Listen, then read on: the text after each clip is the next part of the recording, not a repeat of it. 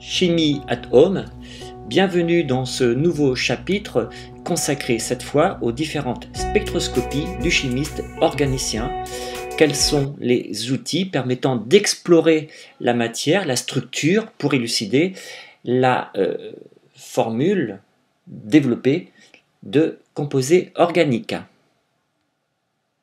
Eh bien, pour cela, nous disposons de plusieurs spectroscopies qui décrivent les interactions entre la matière et les ondes.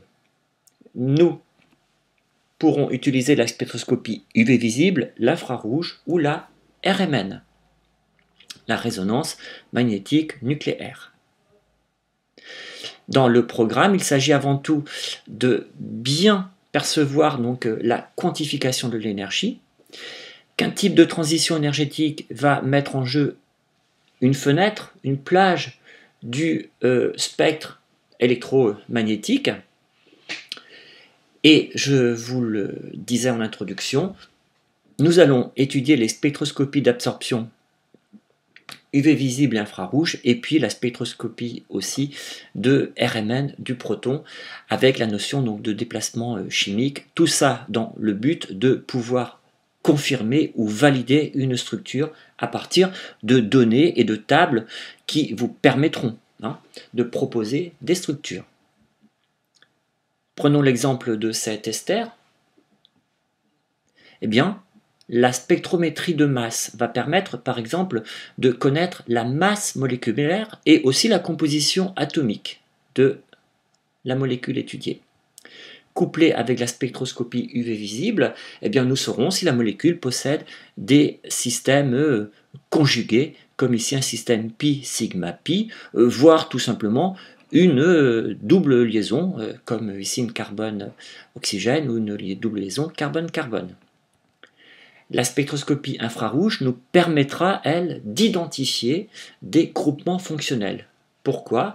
Parce que nous verrons que cette spectroscopie permet de repérer des groupes carbonyles, des liaisons simples CO ou encore des doubles liaisons CC.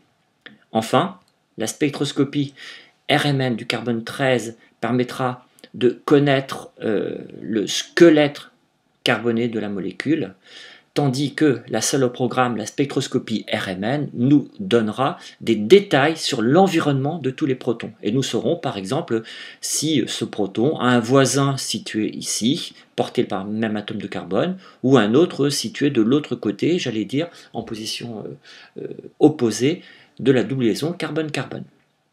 Je ne laisse visible que les seules spectroscopies qui sont à notre programme. Ainsi, il nous sera peut-être possible, grâce à ces spectroscopies, d'élucider la structure de la molécule dont la formule moléculaire est C7H16O. Au passage, nous avons vu comment nous pouvions déjà savoir si la molécule possédait ou pas des doubles liaisons et en quel nombre. Je rappelle que la formule de l'alcane en C7 c'est CnH2n plus 2, 2 fois 7, 14 plus 2, 16. 16 moins 16 atomes d'hydrogène déjà présents, ça nous donne 0. Il y a donc 0 insaturation.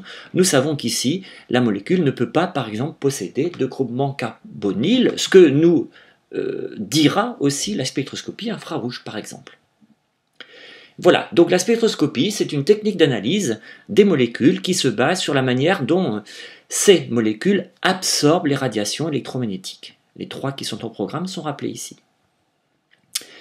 Il est surtout très important de noter que lorsqu'un photon d'énergie h nu va être absorbé, pour passer d'un niveau d'énergie minimale à un niveau d'énergie supérieur, eh bien, cette énergie absorbée est plus ou moins grande. Il faudra plus ou moins d'énergie pour provoquer la transition. Eh bien, à chacune des transitions repérées ici correspondra des énergies qui sont celles des photons d'un certain domaine du spectre électromagnétique. Par exemple, là, nous n'aurons pas besoin de beaucoup d'énergie pour provoquer une transition entre deux niveaux d'énergie rotationnelle de la molécule. Ça veut dire qu'ici, c'est un domaine où les longueurs d'onde du spectre sont très grandes. À l'inverse, pour provoquer une transition électronique, c'est-à-dire un électron promu d'un niveau d'énergie 1 à un niveau, pardon, 2 d'un niveau à un niveau d'énergie 1 supérieur, il faudra beaucoup d'énergie. Beaucoup d'énergie, ça veut dire en fait une longueur d'onde petite. Domaine donc de l'UV, par exemple. Voilà, et donc vous avez ici l'étendue du spectre électromagnétique et les différentes spectroscopies qui peuvent être utilisées à chaque fois dans chacun des différents domaines. Dans le domaine du visible, je ne parle même pas de l'ultraviolet, du visible, eh bien, nous pourrons tracer les spectres dits UV, qui nous renseigneront, donc nous l'avons dit, sur les insaturations, pour dire simplement les choses. Ensuite, eh bien, nous pourrons aussi, dans l'infrarouge proche, avoir des renseignements sur la nature des groupements fonctionnels. Et enfin, des énergies beaucoup plus faibles, beaucoup vraiment plus faibles mises en jeu. Ça sera donc ce que nous observerons lorsque nous étudierons des spectres de RMN. Donc, peu d'énergie pour provoquer une transition, beaucoup plus d'énergie, beaucoup plus d'énergie. L'ultraviolet, et voici l'allure d'un spectre. L'infrarouge, un spectre présenté différemment, et la RMN, encore un autre spectre. Voilà, donc en fait, transition spectrale, elle n'a lieu que, non. Elle n'a lieu, voilà, que si l'énergie transportée par le photon correspond exactement à la différence d'énergie entre le niveau E2 et le niveau E1.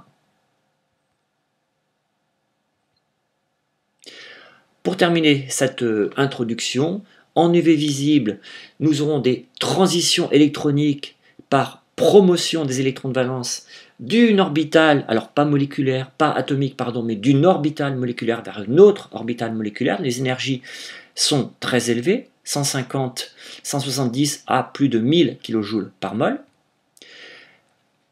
L'infrarouge nous permettra de connaître, en fait, de détecter plus exactement la nature de groupements fonctionnels qui sont excités. Les énergies sont, disons, voisines de quelques dizaines de kilojoules par mol. Et enfin, domaine des ondes radio, des interactions avec les noyaux des atomes. Nous parlerons de spin, mais de spin des noyaux. Et là, vous voyez que les énergies sont extrêmement faibles. Donc voici, si vous voulez, les trois spectroscopies que nous allons étudier dans la suite. UV visible, infrarouge, ondes radio. Ce que nous appellerons un spectre, ce sera pour un balayage en abscisse de longueur d'onde ou de fréquence, une grandeur qui sera portée en ordonnée, qui sera donc un signal mesuré, l'ensemble donnant donc un spectre. Alors vous voyez que les allures sont différentes. En UV, on choisira en abscisse la longueur d'onde exprimée en nanomètres et puis nous relèverons l'absorbance. En infrarouge, c'est différent. Nous prenons l'inverse de la longueur d'onde en l'exprimant en centimètres-1 et nous relevons la transmittance T. Enfin, en spectroscopie de RMN, la grandeur portée en abscisse s'appelle le déplacement chimique, exprimé en ppm, et nous aurons quelque chose ici qui révélera l'intensité des absorptions. C'est la fin de ce premier chapitre. Je vous propose tout de suite d'étudier successivement donc, ces trois spectroscopies. À tout à l'heure.